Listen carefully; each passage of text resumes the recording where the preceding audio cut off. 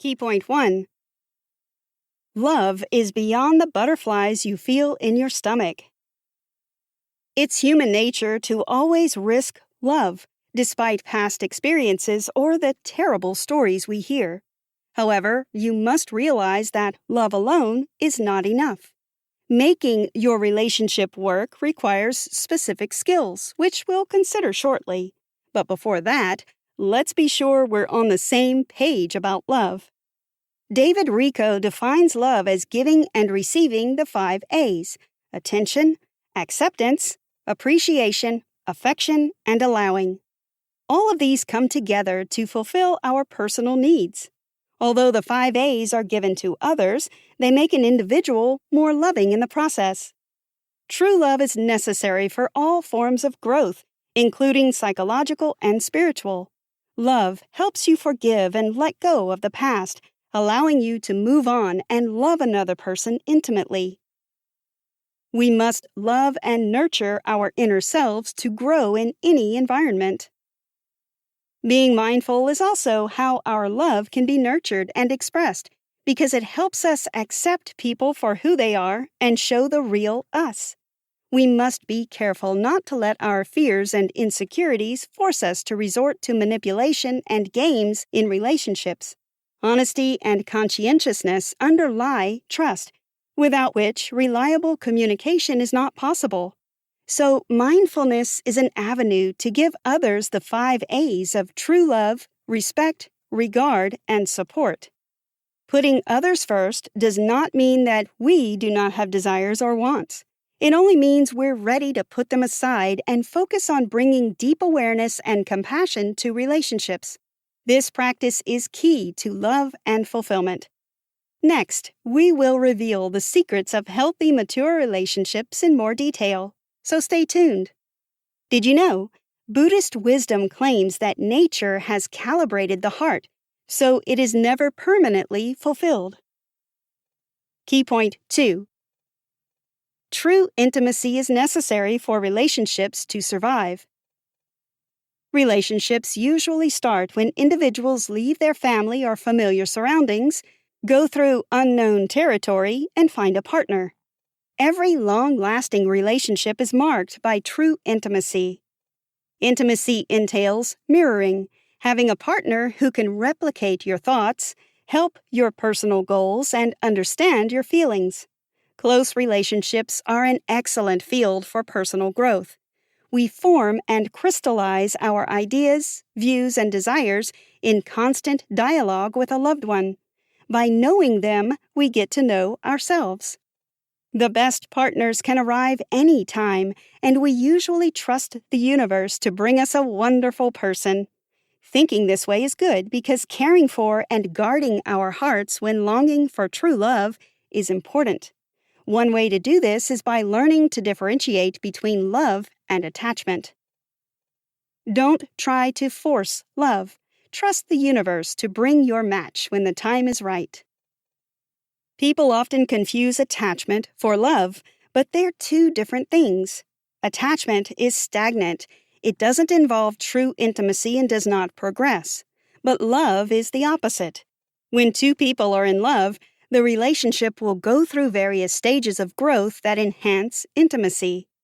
We must also realize that not every individual is ready for love. Some people are better with light acquaintances than with intimate or romantic relationships. It does not characterize you as a bad person, but only indicates your current needs. Perhaps now is not the right time in your life for a deep feeling. Soberly assess your priorities. It is normal that you are absorbed in a career, study, or creativity and need flirting or friendship more than a commitment at the moment. Honesty is key. You can tell if intimate relationships are for you by evaluating your personality and motives for wanting a partner. The most basic test is asking yourself if you're comfortable living with and sharing your life with another person. But how do you know if someone will make a great partner? By evaluating their willingness to give and receive love. Also, check if you can tolerate each other. A suitable candidate for an intimate relationship is someone who lives reasonably close and has no distracting ties that make commitment difficult. It's someone who has no limiting addictions and shares your interests. Did you know? Mature adults seek only about 25% of their needs from their partners. The other 75% they get from themselves, friends, family, career, and hobbies. Key point 3. Trust and romance are essential in relationships. Unmet needs and expectations, such as unfulfilled dreams from a person's past or childhood, hover over most relationships. Trust and self-disclosure are important in relationships for this very reason. You should be willing to tell your partner what to expect from you and your typical reaction to certain situations. Also, share your faults, shortcomings, and strengths with your partner if you seek long-term commitment. Masking your personality in the hope that you will win love and then later revealing your real identity hardly works. Just be yourself. The right person will love you for that. Avoid sexualizing all your emotional needs because a relationship based solely on sex will burn out after a while. Sex is meant to be fun and pleasurable for both partners, not a selfish act. There are 2 phases of love, the romantic phase and the intentional commitment phase. Romance is one of the strongest human experiences. Romantic partners magically meet each other's needs without thinking much about it. This phase feels like heaven, but it's temporary. Although it's a good way to begin a love relationship, the union will only survive if it leads to mature commitment. Most people think of love as a feeling, but love is not so much a feeling as a way of being present. David Richo. People in love should be careful not to fall into romantic addiction, which is very different from romance. In the latter, both partners relate to each other and feel the same way, while in addiction, one partner is possessed by the other. If you realize you're battling addiction, you should not feel shame, but get help as soon as possible because it's difficult to overcome addiction alone. Having stronger feelings after a relationship than you ever experienced during it is a sign that your grief is reviving, perhaps not just from the present loss, but past losses too, often from childhood. In the face of such grief, your ego shows up in frustration and fear, but you must be willing to let go. Key point 4. Resolve conflicts through cooperation and partnerships. Romance shows the bright side of your relationship, while conflict represents the dark side. Both are important, but let's talk about the latter. Conflict is necessary and useful for building a strong bond. The switch from romance to conflict happens in 3 stages. The ideal stage is when everything is rosy. The normal stage is when the excitement and lovey-dovey feelings reduce. And the low-ebb stage is when stress is high, breakdown occurs, and depression sets in. Try to keep conflicts from reaching the 3rd stage when things take more work to resolve. Don't run away from conflicts if your goal is to build a long-lasting relationship. If you work hard to resolve conflicts, they may be blessings in disguise. Cooperation and partnership are the primary keys to resolving disputes. You should also be committed to working things out between yourself and your partner. Start by embodying these values. Commit to always explaining and telling the truth as it is. And always make choices that show you value your relationship. With a few exceptions, men and women often address conflicts differently. Men tend to be more straightforward in solving problems without delay. They focus on specific actions more than words or emotions. But for women, addressing issues may mean talking and talking until both parties truly understand. This strategy involves dwelling on issues until the woman feels heard and appreciated. Being an extrovert or introvert can also determine how easily conflict is resolved. You often cannot love an extrovert the same way you love an introvert. They are 2 different types of people. One likes socializing and the other doesn't. The key to understanding your partner is to know how they react to situations and use emotional language they understand. A sure way to avoid significant conflicts is to discuss dissatisfaction early. Hushing up grievances and accumulating them can be very harmful. Without even knowing it, you can treat your partner worse if you carry unexpressed claims against them in your soul. Remind yourself that you and your partner are different people with different worldviews. Your loved one might not even suspect how their usual behavior hurts you. Make it a habit to tell them what's bothering you right away. Ask them to do the same. Did you know? Some conflicts don't respond to cooperation. Only time can heal them. A good example is a conflict resulting from infidelity. Key point 5. Fear and infidelity can stale good relationships. People begin to fear intimacy when they worry their love interest won't reciprocate their affection, or if the partner later gets tired of them and wants to call it quits. Intimacy fears are normal in relationships.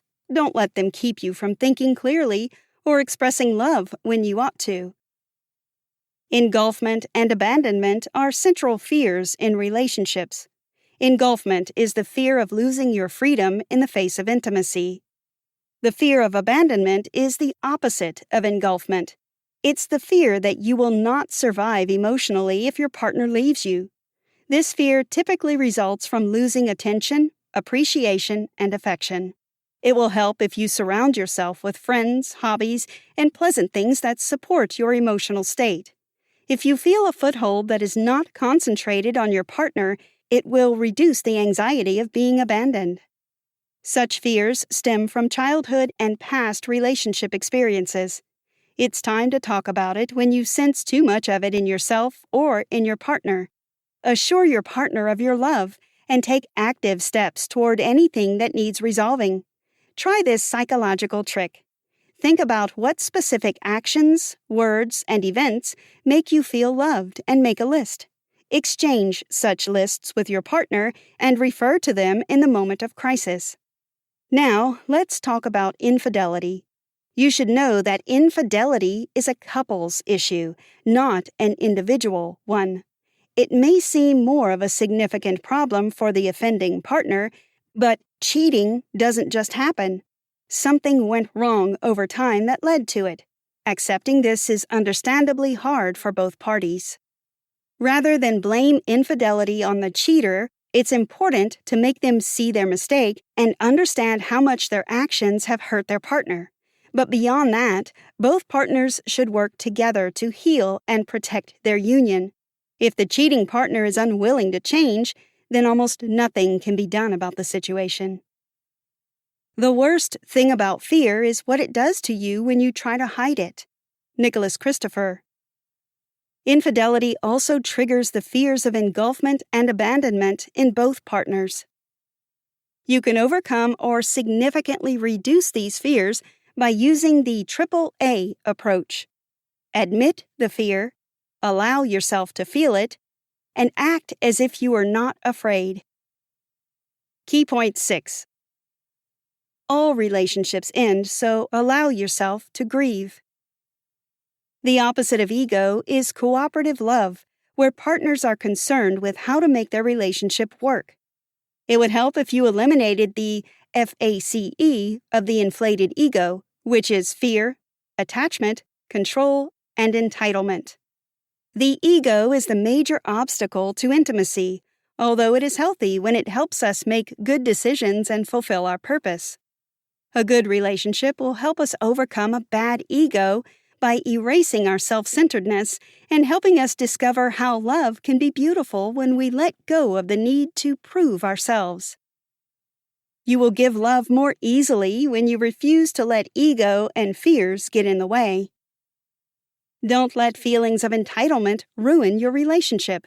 It's okay to expect things from your partner, but you'll drain them emotionally when the entitlement becomes too much. Rather than fold your hand and see what your partner can do for you, follow this age-old advice. Always seek what you can do for them first. This action will keep you from being self-centered. It is inevitable for every relationship to end one way or the other.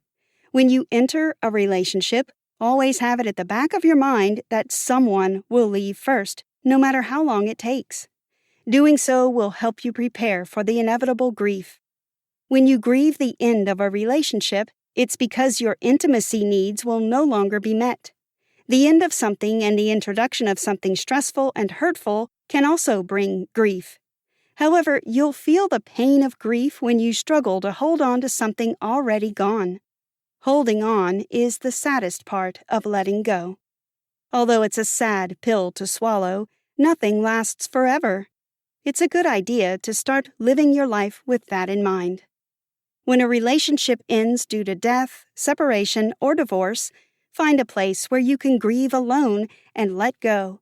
Do not try to avoid grieving by jumping into a new relationship. It never works. Allow the grieving process to help you grow. Conclusion. A relationship is not just about you, but about everyone around you. By being committed and giving and receiving the 5 A's, you can resolve relationship problems and your relationship will thrive. Remember the 5 A's? They are attention, acceptance, appreciation, affection, and allowing. Success in a relationship is essential to your personal growth because it makes you believe success is possible in every other area of your life. Commitment and trust in a relationship help you let go of your ego, competition, and trying to win arguments. Even when you have disagreements, they don't last, and you can resolve them because you are committed and willing to make things work. Giving and receiving intimacy is possible if you ask for what you want and listen to your partner. Asking for what you want allows your partner to get to know you and understand your needs. No relationship should take away your human rights. Instead, it should help you improve. Finally, by losing the FACE of the inflated ego, fear, attachment, control, and entitlement, you can become the kind of person your partner is grateful to spend the rest of their lives with. Try this. Turn the 5 A's into daily affirmations. For instance, I feel unconditional and mutual love for the whole world. I trust the world and know that any experience is helpful for me. I am grateful for everything I have. In my thoughts and actions, I proceed from a place of love. I cherish my rights and respect the rights of others.